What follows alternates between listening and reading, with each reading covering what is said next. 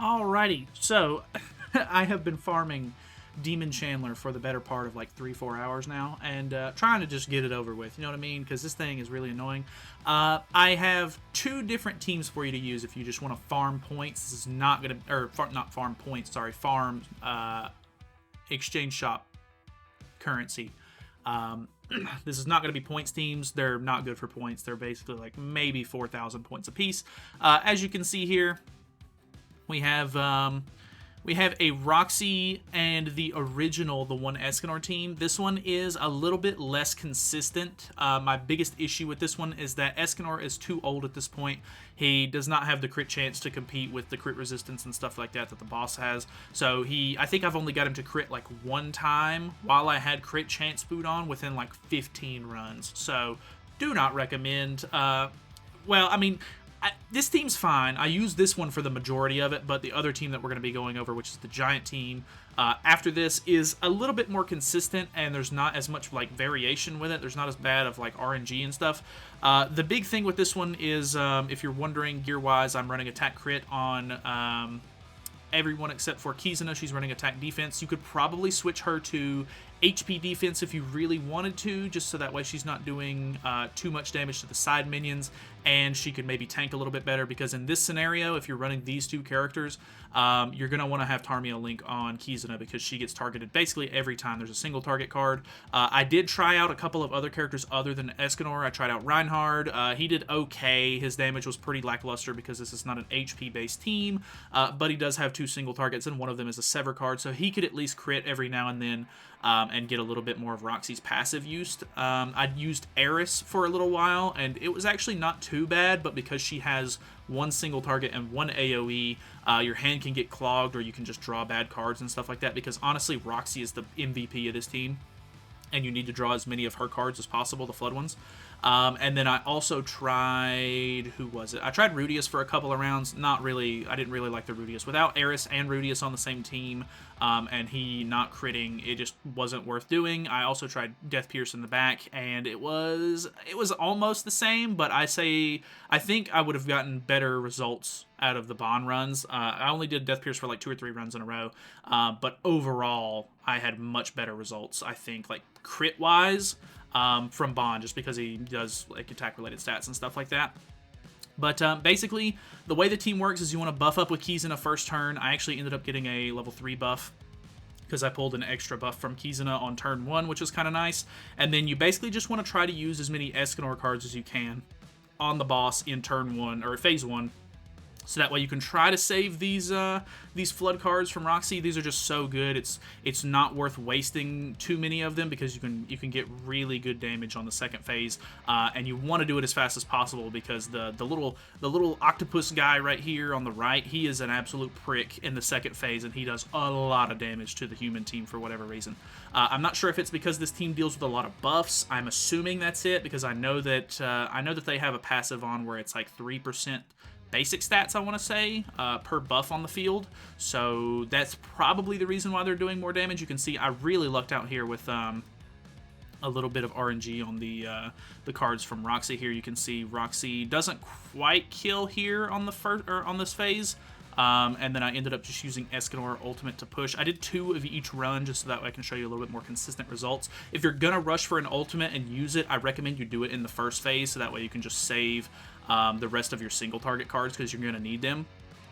But going into the second phase, I merged the Kizuna cards so that way I can get attack-related stats up, because it had expired at that point. The level 3 Flood card here does really nice damage. You can see, like, even with him like taking less damage, the fuller his health bar is, she just melts this man. It's fantastic. I love this Roxy so much right now. I did go ahead and buy her Hawk Pass outfits that just came out with this update for Global.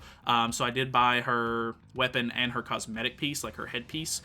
So I'm not sure if you have to have like completely maxed out weapons or anything, but I do have those, if you're wondering.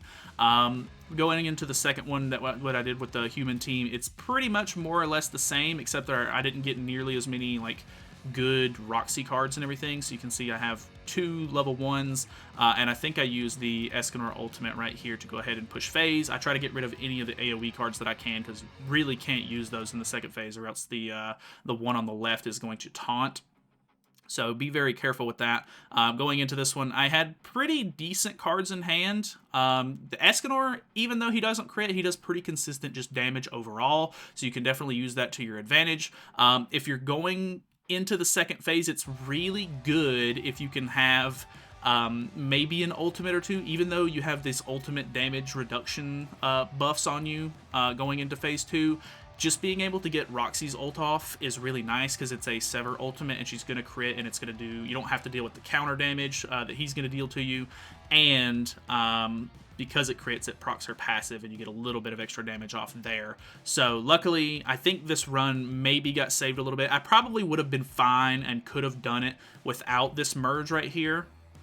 I think one Escanor card, and he probably would have died, and then the Roxy card should have been able to clear up the rest of his HP there, but I did get a little bit of a lucky merge right there at the end. This one is not the most consistent. You can definitely have some weird card draw that ruins it a little bit, so be careful with that one. You can see 3k points is not very good for this, but then again, this is just for farming. The second team is a team that I actually had suggested to me in the comments this morning after I did my initial sort of video on Chandler, and it is a giant team, which is very interesting. I'm not 100% sure if you're going to have like mixed results if you don't have the Holy Relics for these characters. I do have Holy Relic for Matrona, and I do have it for Scotty as well. Deanne does not have a Holy Relic, but luckily I think Deanne is really the one that's doing the most damage in this fight. So you should, basically what you're doing is you're going to taunt up with Deanne turn 1, so that way she's the one taking all of the single targets and everything, and he does have a couple AoEs as well, but you're just trying to rack up her damage dealt increase from her passive, and then because this team has no AoE cards except for Scotty and Matrona, or no, Scotty and Deanne's ultimates, which you hopefully will be able to get through phase 1 without drawing those. I guess it just depends on your card draw and everything, but it's all single targets, basically. All of their regular cards are single targets, or, I mean, I guess you could get clogged up on the Matrona buff or potentially the Deanne stance card as well. But once you get a pretty decent amount of these damage dealt increases on Deanne, it starts to go a lot smoother. You're basically just wasting any of these cards, you know, as possible. If he does put on the stance, if you want to attack into him with Matrona, because she's more than likely not going to die, but the lower her HP gets, you can actually just heal your whole team back up quite a bit from her passive. The fact that you're not using AoEs means that these side units are putting a lot of ignites and corrosion stacks on you, which means that Scotty is also increasing a lot of stats because she's getting debuffs from her passive. It's just a really consistent team. Like, I only had one time where somebody died, and it was Scotty, and it was because I attacked into the stance in phase 2, and she just took too much damage from the counter. So it's really not too bad. You can see I've got some pretty decent cards here. Swapping over to my team, you can see I don't know if Deanne kills here. I'm pretty sure she does. She just does really consistent damage. Honestly, I didn't even have to worry about the counters too much at all. Yeah, we almost killed with just the level 2 card there. We did almost kill ourselves with the counter, but like I said, most of the time this team has so much stats and stuff like that, you don't have to worry about it too much.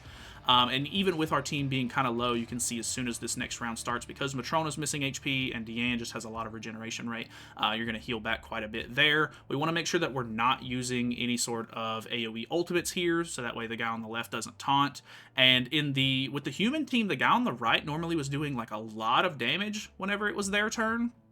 But you can see the Deanne cards are absolutely destroying this man. It's fantastic. I love it so much.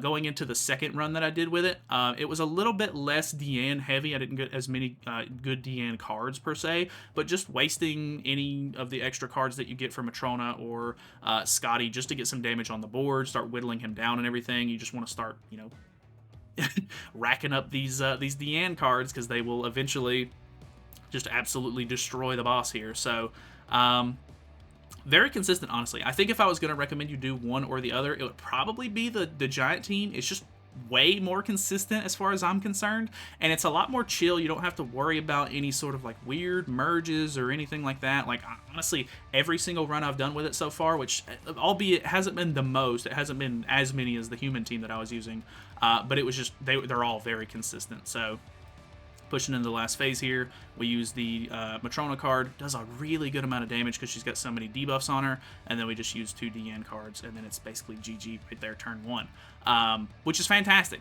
It's so good. I don't know. I thank you guys so much for the suggestions and everything. I really do appreciate it. I can't remember exactly off the top of my head who commented about the Giant team. Let me pull it up really quick because I do want to give you credit where credit's due, because obviously I didn't come up with this team. Let me find it really quickly, and then we will end off here. So it was Zukoka Zook, who is a subscriber, which is awesome. But yeah, he said Giant team is very good for farm. Festian, Blue Matrona. He actually uses Blue Matrona and not Red, which I guess might be a little bit different. I know that Blue Matrona does have an AoE skill, so maybe interesting there. I'm not 100% sure.